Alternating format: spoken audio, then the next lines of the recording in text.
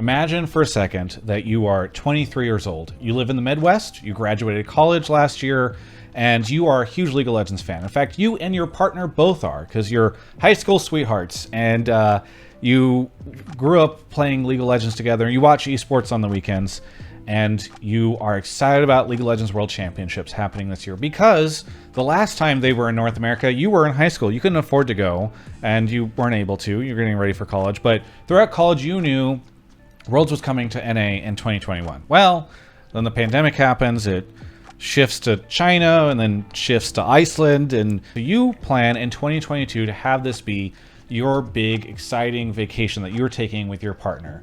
And so you plan on going to New York. You've never been before. You know it's really expensive, but if you save up, you should be good. You start to wonder, like, hey, how am I supposed to ask for time off? This is my first new job.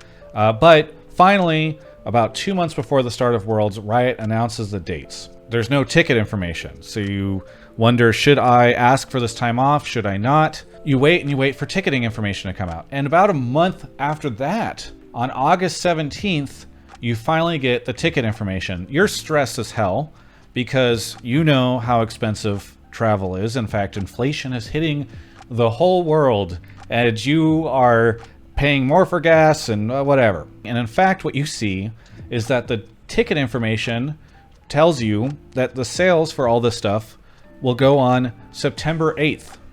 And you now know that Worlds Groups is starting on October 7th.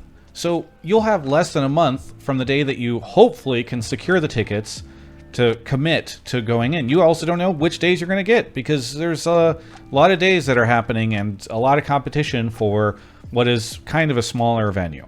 A couple days later, you then find out that there's this whole other system by which you can sign up to get tickets called Verified Fan, but this information doesn't really get broadcast that well, and so maybe find out about it too late. Also, Riot releases no information on what the ticket range is. How much are these things going to cost? Are you spending a ton of money to go to multiple days? Can you only spend one? Again, the clock is ticking, and you're getting closer and closer and closer to Worlds, and things are getting more and more expensive. Do you have a MasterCard? Because now there's a MasterCard pre-sale as well that maybe you're finding out about last minute. Ultimately, if you decide to go, you're going to be spending a ton of money because you're probably buying stuff pretty last minute. Flights have gone up a ton. Hotel prices have gone up a ton.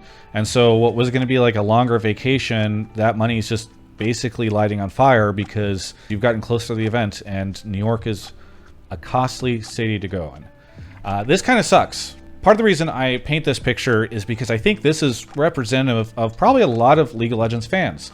If you're going to a US venue, maybe you're in the US, maybe you're in Canada even, and you kind of got screwed over earlier. But I don't know, like, you might have a family. You might be trying to figure out dates with your partner or with your family or with other friends that can go to this. You're trying to align all this stuff, and it's just a pretty shit experience. Now, I've been holding off on making this video for weeks, actually, because I don't know, I saw all this stuff happening, and I kind of wanted to initially keep this towards my shows and Twitter and all this stuff, because I am very excited about Worlds, and I want to be optimistic and positive about the fact that this is finally happening in North America, and I know it's going to be such a cool event. There's going to be really great moments, and I'm excited to cover the games. But as time has gone on, I've just become more and more frustrated, in part because I've heard from a lot of you on how shitty of an experience this has been.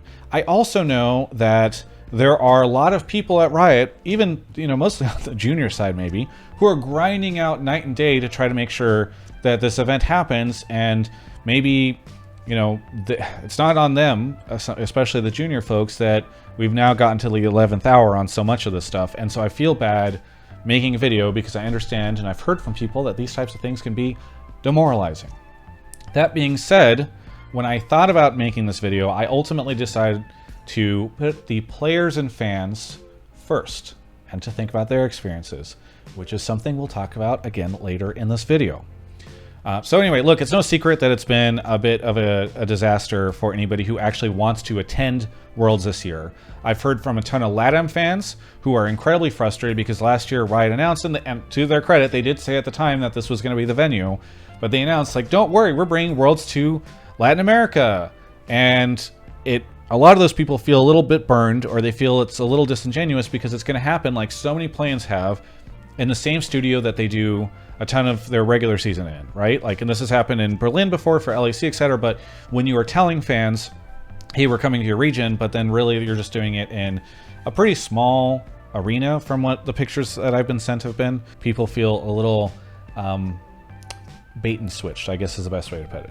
Then you have Canadian fans who just got screwed because of geopolitical reasons, and I heard Riot knew about the switch away from Toronto much earlier than they communicated, so that feels kind of bad.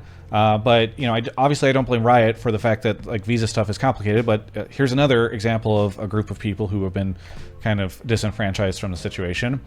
And then you also have, like, everybody who actually wants to go to these things in North America once they've been announced, and there are things, but you're finding out the date's late, you're getting tickets less than a month before the event, and then at the end of it, scalpers are buying all these things anyway and sticking them up on the resale websites for Lord knows how much, but way, way, way more. And I don't, to be clear, even blame Riot for the scalper part, because this is just like a flaw in the American government's ability to police, like, these different ticketing systems. But I do think that, like, there's going to be so much frustration around this stuff in the first place. It's probably good on them to try to make this as good as possible. Anyway, we're about 2 years past when Riot celebrated their 10-year anniversary of Worlds. So we're in year 12, that's how math works. And let's just see how Riot at this stage is comparing Worlds to other events. Worlds is just around the corner. I mean, it's huge. It's like the Super Bowl plus the NBA Finals. It's just like all the sports combined, but bigger. Okay, so we have the Super Bowl and the NBA Finals. Let's take a look at those. So NBA Finals, they actually sell their tickets really close to the start of NBA Finals. However, that is because they wait until you find out who are the two teams that are competing, and then they sell to those home markets, right? Essentially, like, they let those teams sell to their own audiences, and you're probably, hopefully, picking, there's maybe some people that are flying in, right? But the intention, I think, is like, hey, we want to get the home crowd in to watch this stuff, and so that's what happens, is they're selling to their local audience. There's not a ton of people that need to buy stuff that needs to travel, et cetera, or at least that's the intent, right? I'm sure there are some people. But on the other hand, the Super Bowl tickets become available at the start of the season. Like, imagine if you could have bought World tickets in January. And actually, you know, kind of splitting the difference is where a lot of events tend to end up, where, you know, if it's concerts, if it's other sporting events, if it is conventions, these things are sold way, way, way in advance because they know that that people need to travel. You might say, well, hey, listen, we're coming out of a pandemic and Riot has to do all this stuff and, like, maybe getting events and all. Maybe it's just because of that. Well, here's a tweet from me in 2018 complaining about this exact same thing, and I know that if I did a bunch of going through old Yahoo Esports or GameSpot videos, stuff like that, my old Twitter, I would be able to find all sorts of other examples of this for global events and for LCS, etc. Like, this is an ongoing issue, and no one will probably contest me on that if you've been around for a while. In fact, I feel like I see that sentiment on Reddit threads where people are like, this stuff happens every year, it's so frustrating. In all of their messaging around this stuff, I don't feel like there's been any empathy. They don't even take ownership of the fact that, like, they're really kind of screwing the players over, the fans over.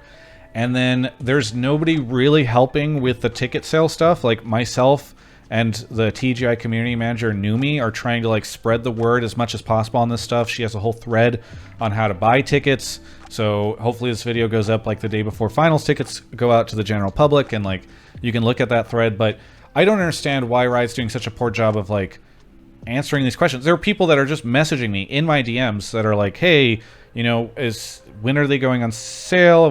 What type of tickets? What are the prices on these things? What are the restrictions on entering these venues based off of pandemic stuff? Like, there's so much stuff, and from my understanding, it does not feel like Riot really is answering a lot of these questions, either in their own stuff or, like, somebody, you know, like on the LCS side, you have Jackie. A lot of people have learned that they can tweet at her and try to get answers. I don't feel like there's anything like that on the LoL esports side. It's just kind of this faceless monolith. In fact, there's even been times where Riot has, like, fucked up and spread misinformation about this stuff. Like this past week, whenever they said that you could get verified fan ticketing on the same day as MasterCard, even though by that point in time, verified fan, they had to issue a correction. So they're even, like, doing the opposite, right? Where they're spreading just incorrect information. Just as an aside, it's not just the fans who are struggling with this stuff either. So on the media side, we didn't find out until 2 weeks before the start of groups if we got on-site acceptance for this type of stuff. It was last Friday, and I'm traveling next week to New York. And while I was able to book stuff with the assumption I'd be able to get in, like, I feel really bad. Esports media is not in a pretty good place right now. There's a time where maybe Yahoo and ESPN could have been buying these last-minute flights and like multiple weeks of hotels in downtown Manhattan. But those days are gone, and I feel bad for my colleagues who are trying to get to do this stuff on much more scrappier budgets. And then I even talked to somebody on the team side who told me that even though, as I record this, we're about 10 days out from group stage starting, they've been told that they won't know their schedules for at least a couple days. And that's kind of wild, because if you think about it, maybe you're at the team, you want to bring like a sponsor or an investor out to this event that's being lauded as like the Super Bowl and the NBA Finals, but bigger, and you can't tell them what day your team is playing, like a little bit over a week before the start of the event. Like, it's just wild. But you know what? Fuck the press and fuck the teams. Let's bring this back to the fans, right? Because this is where things get interesting for me. A lot of people in these threads say, like, you know what, Riot doesn't need to care because these things are going to sell out so quickly anyway that it doesn't bother them if this type of thing is happening, if fans are having this experience. But that's not Riot's values. So if you go and you look at their values on their website, and if you've been around Riot for any period of time, you know that their number one thing that they tout constantly is player experience first. And they're not talking about the esports players. They're talking about like the fans, people who watch and play League of Legends, esports, or Val, or any of these other games, right? And what I don't see and what they are doing and the experiences that they are giving players is them pitting this first, right? And a lot of people kind of poo-poo on the player experience first stuff. They say like, oh yeah, but they raised RP prices, or they, they don't do these events, whatever. Like, I'm not. Yes, they're a business. They're going to do things that are financially minded and that are sometimes, they're not going to run the game completely for free as a charity. But this is not a situation where they're making more money. It's not a situation where they're able to charge more. In fact, it's just a word, people are more salty with them. It's like a brand hit whenever they do stuff like this. And so it is like so disappointing, because they are undermining their number one value that you hear from them constantly behind the scenes and kind of in front of the scenes too. And it just drives me crazy. And I know this event is going to be cool. I know it's going to be great. Like, there's going to be awesome games. But I am just so frustrated at this point. I'm frustrated on your behalf. I've heard so many of you players who Riot says they're putting the experience first reach out to me on Twitter, in DMs, on comments on videos, in Reddit threads, etc., etc. Like, so many people are just aggravated with this experience, and they feel like all they want to do is be a fan of this sport, and Riot is creating so much friction in the process. And that is not player experience first. I don't see player experience first when I see when they're announcing dates. I don't see it when the tickets are going on sale, and I certainly don't see it in the messaging that they're pitting around all this stuff. And it's disappointing to see them be so off the mark. Now, they did give me a statement, which I will put on screen right now. This was a couple of weeks ago when I told them that I was starting to think about this stuff and I wanted something to talk about on my shows. You know, obviously they say they will do better, but I guess I'll believe it when I see it at this point in time, because I've been hearing this shit for a while.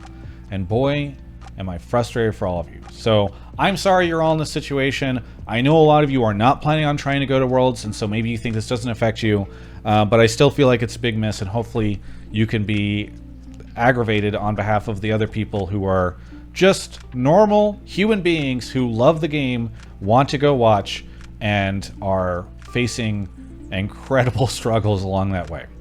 Anyway, thanks for watching. I'll be at Worlds. We'll see what I can drum up while I'm there. Catch you all later.